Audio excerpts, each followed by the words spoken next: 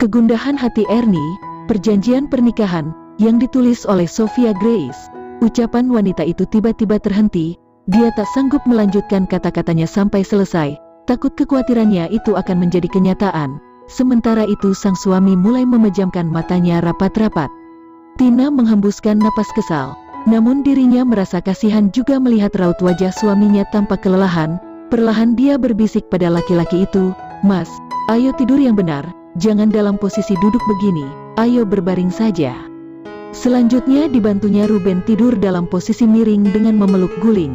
Diselimutinya tubuh kekar itu dengan selimut tebal. Terdengar suara dengkuran halus pria itu yang menandakan dirinya sudah terlelap.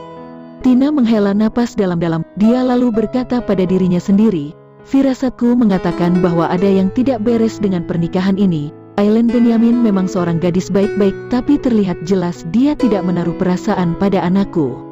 Beda dengan Sam yang sepertinya mulai menaruh hati pada calon istrinya itu. Aku takut kalau Aileen ternyata mencintai laki-laki lain. Dia seorang gadis yang cerdas dan menarik, masa belum mempunyai pacar? Kasihan sekali anakku kalau ternyata istrinya nanti ternyata mencintai laki-laki lain." Setelah menimbang-nimbang selama beberapa saat lamanya, wanita itu akhirnya mengambil keputusan untuk menanyakan hal-hal yang ingin diketahuinya tentang Aileen pada ibunya langsung. "2 hari lagi aku akan bertemu dengan Jeng Ernie di tempat desainer gaun pesta. Akan kutanyakan beberapa hal tentang anak perempuannya itu. Hatiku tidak tenang rasanya kalau belum mengetahui siapa sebenarnya calon menantuku itu mulai dari ujung rambut hingga ujung kaki." 2 hari kemudian pada siang hari, Ernie dijemput di rumahnya oleh Samuel. Aileen tidak mengantarkan ibunya keluar rumah. Dia beralasan harus segera menyelesaikan terjemahan novel online yang harus segera dikirimnya ke penerbit via email 2 jam kemudian. "Baiklah Lin, kalau begitu Mama langsung menunggu Naksam di luar ya," sahut Ernie mengalah. "Jadi kami bisa segera berangkat ke tempat desainer gaun pesta itu." Putri semata wayangnya itu tersenyum, dianggukkannya kepalanya pelan. "Bikin model yang keren ya Ma," selorohnya menggoda, supaya bisa menyaingi kehebohan gaun yang dipakai Tante Tina. Hahaha, sang ibu geleng-geleng kepala mendengar godaan putrinya. Dia sendiri sejujurnya tak tahu akan membuat gaun model apa. Pasrah saja sama saran desainer nanti, pikirnya simpel. Orang itu kan sudah sangat berpengalaman dalam bidangnya, pasti bisa memberikan saran terbaik bagiku. Beberapa saat kemudian Ernie sudah berada di teras depan rumahnya menunggu kedatangan calon menantunya. Samuel berjanji akan menjemputnya pukul 1 siang. Dan sebagaimana 2 hari yang lalu ketika menjemput Ernie dan Aileen untuk pergi bersama-sama ke bridal showroom, pemuda itu lagi-lagi datang tepat waktu. Dengan senyum merekah di wajahnya yang ayu, Ernie melangkah ringan ke arah pintu pagar rumahnya. Dibukanya pintu besi yang dicat putih itu sedikit hingga memberi celah baginya untuk keluar.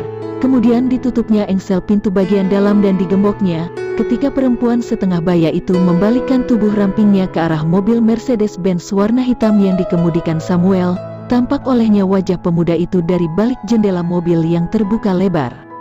"Silakan masuk, Tante," ucap sang pemuda ramah seraya membukakan pintu mobil dari dalam. Ernie mengangguk mengiyakan, dia merasa nyaman dengan keramah tamahan pemuda ini yang dianggapnya tak berlebihan.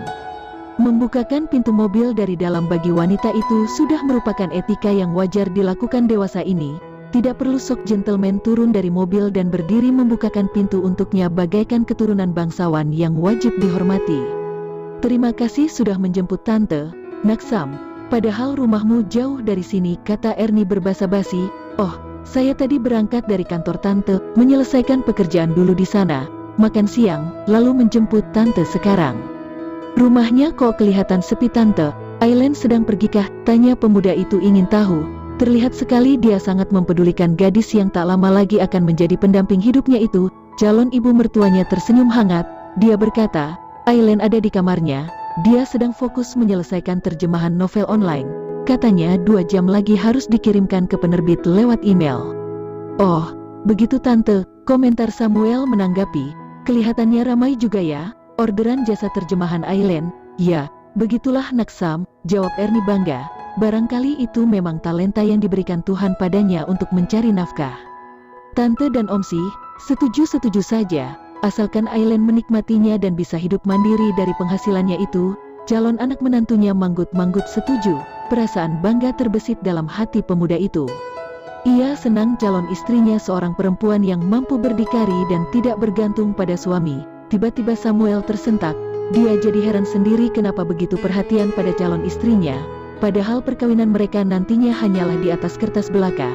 Pada kenyataannya dia membebaskan Aileen Benyamin untuk melakukan apapun yang dikehendakinya, termasuk berpacaran dengan laki-laki lain di dalam rumah yang akan mereka tempati setelah menikah kelak. Naksam, kok melamun, kita jadi berangkat gak? Tanya Ernie membuyarkan lamunan calon anak menantunya. Oh iya, maafkan Sam tante. Aduh kok saya tiba-tiba kepikiran sesuatu, kata Samuel gugup, keringat dingin mengalir keluar dari pelipisnya.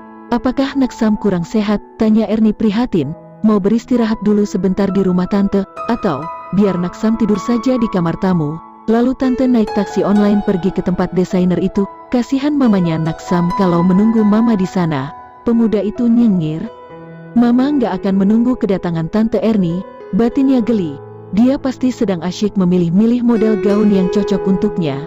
Itu merupakan salah satu hobinya, menentukan gaun dan aksesoris apa yang akan dikenakannya agar tampil sempurna di hadapan orang banyak. Saya nggak apa-apa tante Ernie, sahut Samuel sopan. Mari kita berangkat sekarang ke tempat desainer itu. Calon ibu mertuanya mengangguk. Diperhatikannya pemuda yang duduk di sampingnya itu menjalankan mobil meninggalkan rumah. Selama 2 hari pergi bersama anak muda ini, aku kok merasa dia orang yang baik dan dapat diandalkan. Ya, komentar wanita itu dalam hati, pantas Mas Haris menyetujui permintaan Mas Ruben untuk menjodohkan anak-anak kami. Tapi hati ibu kandung Aileen itu merasa gelisah. Dia tahu anak gadisnya terpaksa menjalani perjodohan ini demi rasa baktinya pada orang tua. Jauh di dalam lubuk hati Ernie, terbersit perasaan kurang ikhlas Aileen menikah tanpa rasa cinta. Berdasarkan pengalamannya menjadi seorang istri selama 20 tahun lebih, perasaan cinta terhadap suami itu sangatlah diperlukan dalam menjalani kehidupan rumah tangga. Hal itu berguna untuk memotivasi dirinya agar senantiasa mempertahankan keharmonisan hubungan suami istri. Tak dapat dipungkiri, kehidupan berumah tangga setiap pasangan tak ada yang berjalan mulus-mulus saja. Pasti ada hal-hal di luar dugaan yang berisiko menggoncangkan ikatan perkawinan. Perasaan cinta terhadap pasangan sedikit banyak dapat membantu istri untuk berjuang mempertahankan rumah tangganya apapun yang terjadi. Lanjut ke bab berikutnya dulur-dulur semuanya. See you next video.